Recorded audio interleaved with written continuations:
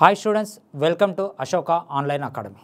So రేపు very important అమ్మా. రేపు సండే అంటే జూలై 6th సండే రోజు మీకు ఈ గ్రాండ్ టెస్ట్ అనేది కంప్లీట్గా ఫ్రీ ఉంటుంది. సో ఏముంది సార్ ఈ గ్రాండ్ టెస్ట్లో అంతా ఫ్రీ ఉంటుంది, చాలా చోట్ల కూడా ఫ్రీగా పెడుతున్నారు కదా, మళ్ళీ ఇప్పుడు ఏముంది సార్ దీంట్లో స్పెషల్ ఏముంది ఫ్రీగా అనడానికి అంటే అదే అమ్మ. చాలా చోట్ల మీరు ఎగ్జామ్ రాసిన దానికి రేపు జరగబోయే క్వశ్చన్లలో ఆల్మోస్ట్ ఆర్థమెటిక్ పార్ట్ అనేది ఎక్కువగా అనేది ఇస్తున్నాను. సో ఆర్థమెటిక్లో మీరు చాలా ఇన్స్టిట్యూట్లో మీరు ఎగ్జామ్ రాసి ఉంటే చాలా ఏం చేస్తారు అంటే వేరే వాళ్ళ చేత క్వశ్చన్ పేపర్ తయారు చేపించి మీ యొక్క కాన్ఫిడెన్స్ లెవెల్ని డిసప్పాయింట్ చేసుకుంటా, అమ్మ ఈ ఇన్స్టిట్యూట్లో ఇంత టఫ్ ఇస్తుర్రా, ఈ ఇన్స్టిట్యూట్లో ఇంత టఫ్గా చెప్తుండ్రా, సో ఈ ఎగ్జామ్ ఈ విధంగా ఉంటుంది, రేపు వచ్చే ఎగ్జామ్ కూడా ఇదే విధంగా ఉంటుంది అని మీరు కొంచెం కన్ఫ్యూజన్లో చాలామంది క్రియేట్ అయిపోతుంటారు.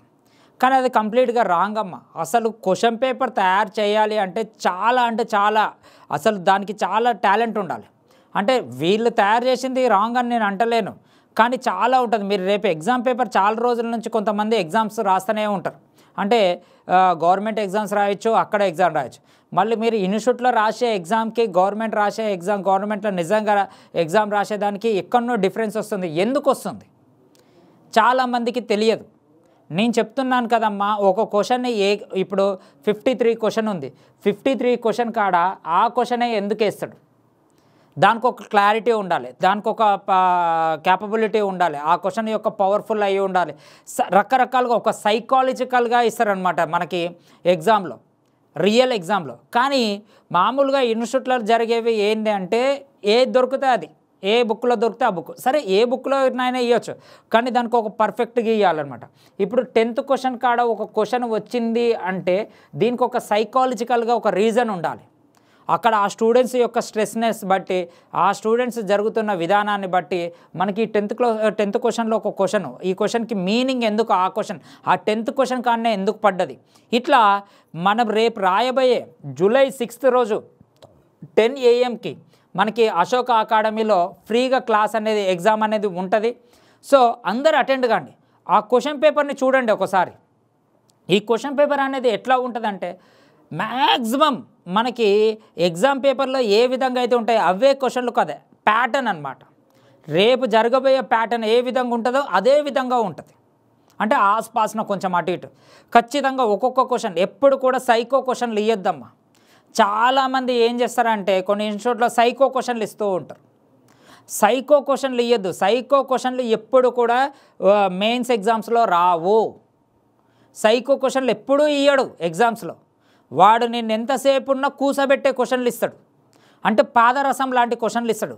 మీకు డైరెక్ట్గా చెప్పాలంటే పాదరసం ఎలా ఉంటుంది, చూడ్డానికి చాలా అందంగా ఉంటుంది, పట్టుకుంటే జారిపోతూ ఉంటుంది.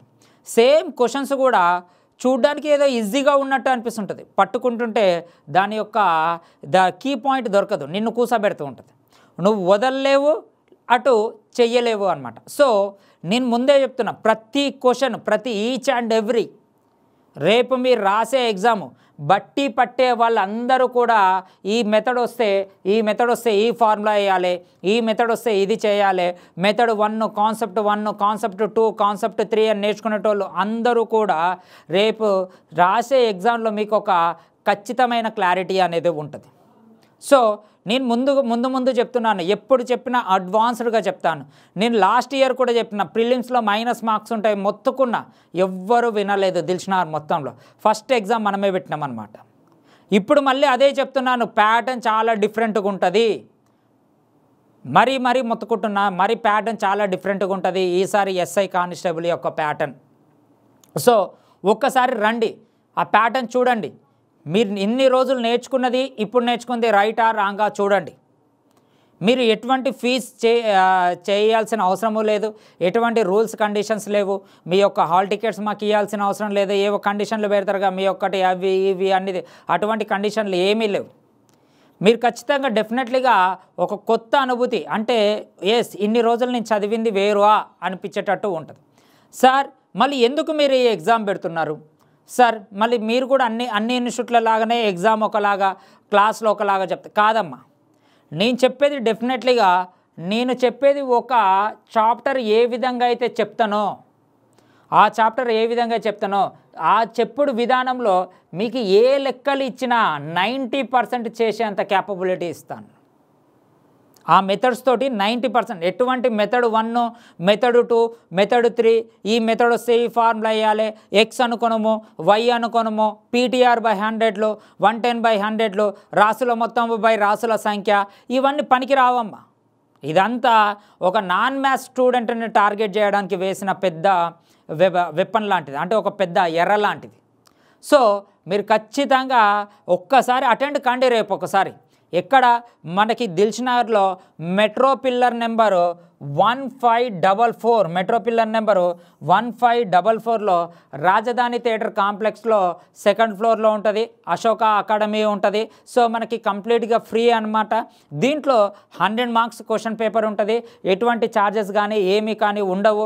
ఇవి జస్ట్ మీ యొక్క ముందుకు ఆలోచించే విధానానికి, ఒక స్టూడెంట్ ఏవి ఆలోచించాలి, నువ్వు చేస్తుంది ఇన్ని రోజులు రైటా రాంగా అని.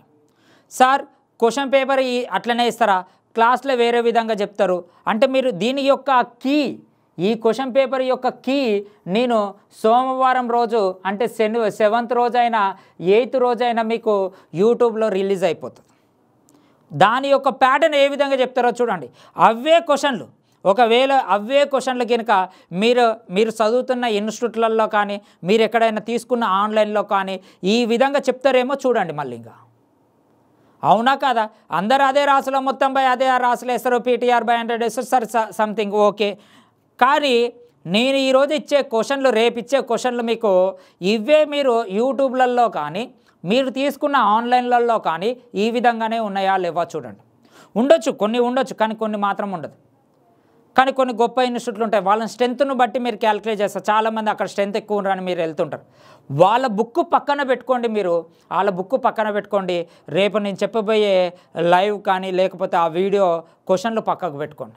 వాళ్ళు ఏ విధంగా చెప్పారు, మనం ఏ విధంగా చెప్పినాం, మళ్ళీ అది ఈజీ ప్రాసెస్లో చెప్పినా, బట్టి పడుతూ చెప్పినా, లేకపోతే ఏమన్నా గూగుల్లో చూసి చెప్పినా, ఏదైనా బుక్లో యాజ్ ఇట్ ఈస్గా చెప్పినా కూడా చూడండి కొత్త ధనము ఉంటుంది. అది గుర్తుపెట్టుకోండి. నేను ఏం చెప్తున్నాను, సార్ ఎలా చెప్పాడు కాదు, మీరు ఎగ్జామ్లో ఏ విధంగా చేశారు, ఎగ్జామ్లో ఎలా చేశారు, ఎగ్జామ్లో మీ యొక్క బ్రెయిన్ ఎంత యాక్టివ్గా ఉంది. ఒక గురువు ఎప్పటికైనా కానీ మీకు ఏ విధంగా నేర్పించగలరు, మీ బ్రెయిన్ని ఏ టైంలో ఎంత అంటే ఎంత అది కష్టకాలంలో కూడా మీ బ్రెయిన్ అనేది చాలా తొందరగా ఓపెన్ కావాలి. అంటే ఎంత ప్రెజర్లో ఉన్నా కూడా ఓపెన్ అయ్యే విధంగా మీకు ఆర్థమెటిక్ అనేది నేర్పించాలి. ఎప్పుడు కూడా ఆర్థమెటిక్ అనేది మ్యాథ్స్ కాదమ్మా, ఇది చాలామంది స్టూడెంట్స్కి తెలియదు. చాలామంది స్టూడెంట్స్ ఏమనుకుంటారు అంటే ఆర్థమెటిక్ మ్యాథ్స్ అనుకుంటారు. ఈ మ్యాథ్స్ అనుకునేసరికి అందరు స్టూడెంట్స్ ఏం చేస్తున్నారు అంటే, సార్ నీ మ్యాథ్స్, నేను నాన్ మ్యాథ్స్ స్టూడెంట్ని, నాకు మ్యాథ్స్ రాదు అనేసరికి మీరు ఎప్పుడైతే ఆ పదం వాడతారో వాళ్ళు మీ యొక్క బ్రెయిన్ సెట్కి తగ్గట్టుగా చిన్న చిన్న క్వశ్చన్లు చెప్తూ ఉంటారు. అంటే చిన్న చిన్న క్వశ్చన్లు అంటే అవి రావు, దాని యొక్క వెయిటేజ్ అయిపోయింది.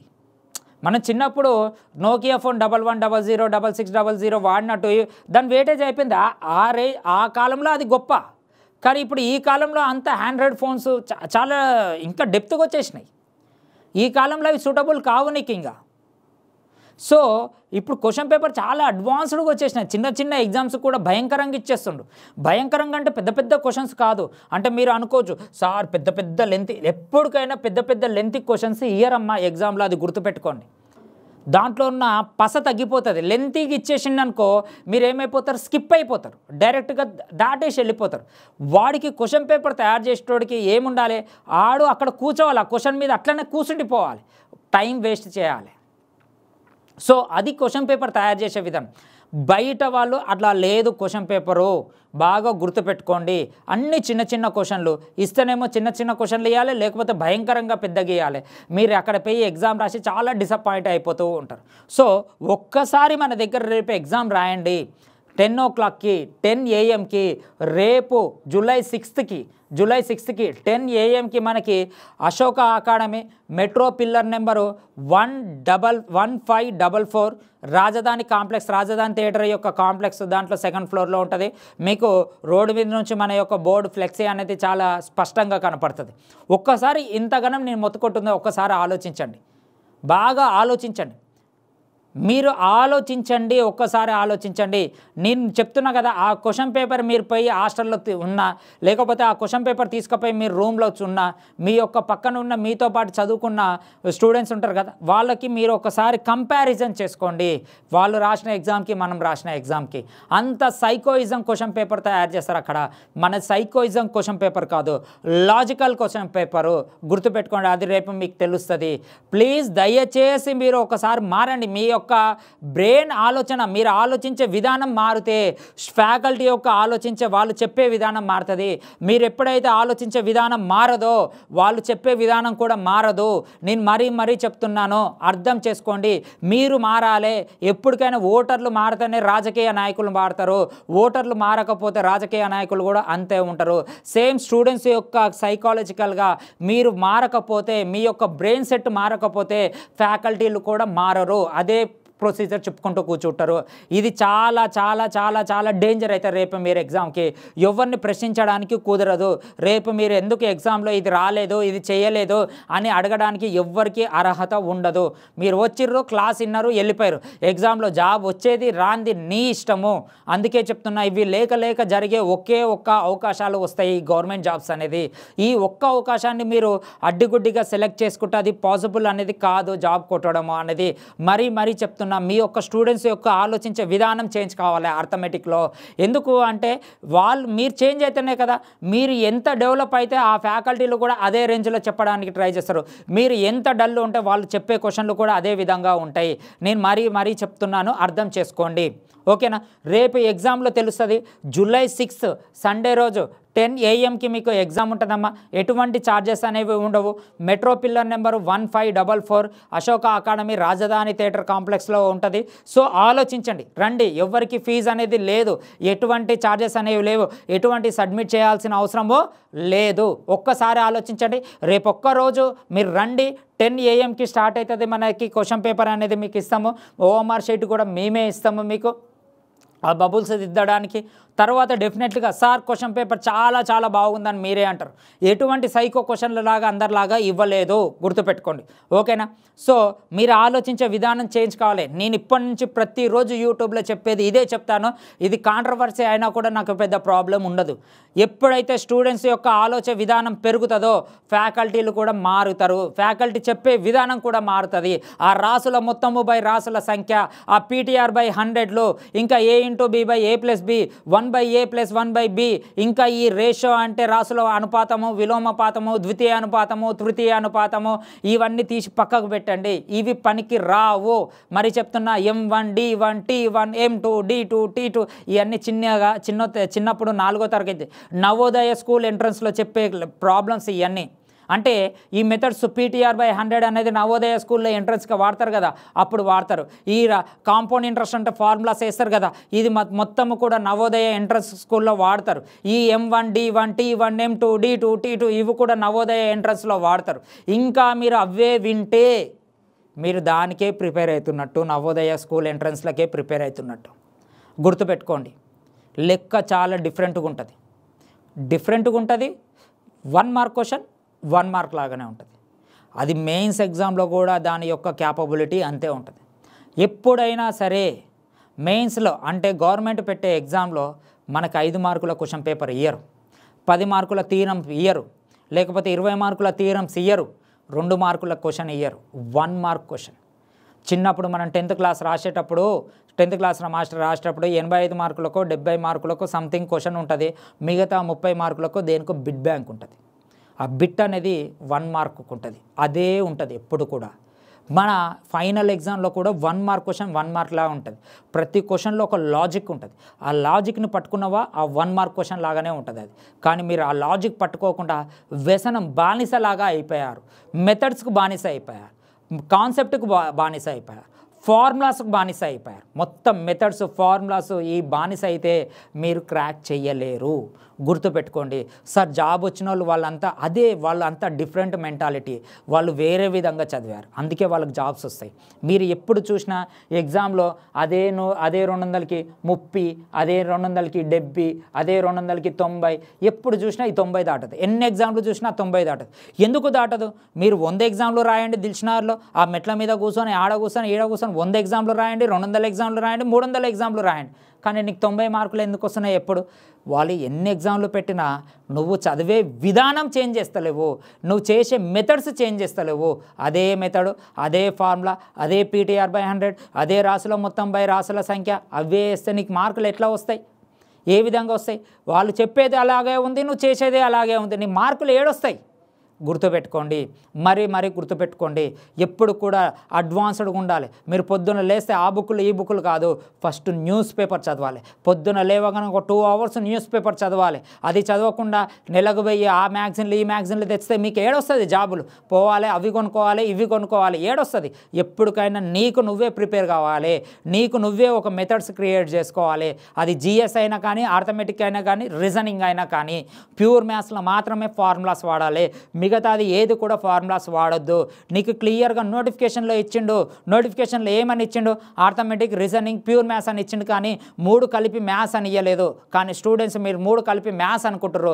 మిమ్మల్ని అంతా ఒక మాయలాగా క్రియేట్ చేశారు, ఒక గొయ్య అంటే ఒక మాయాలోకంలోకి తీసుకుపోయారు. అదంతా మ్యాథ్స్ అని. అది మ్యాథ్స్ కాదు తమ్ముళ్ళు, మరీ చెప్తున్నా. ఆర్థమెటిక్ అనేది మ్యాథ్స్ కాదు, 2 చేతులు ఎత్తి చెప్తున్నాను, అది మ్యాథ్స్ కాదు. ఆర్థమెటిక్ అనేది లైఫ్లో జరిగే ఒక సంఘటనను క్వశ్చన్ రూపంలో అడిగేదాన్ని ఆర్థమెటిక్ అంటారు. నోటిఫికేషన్ గవర్నమెంటే చెప్పింది అది ఆర్థమెటిక్, మ్యాథ్స్ కాదని. అందుకే మనకు 3 ఇస్తారు, ఆర్థమెటిక్, రీజనింగ్, ప్యూర్ మ్యాథ్స్. చివరికి ఇచ్చిండు ప్యూర్ మ్యాథ్స్ అని. అది మ్యాథ్స్.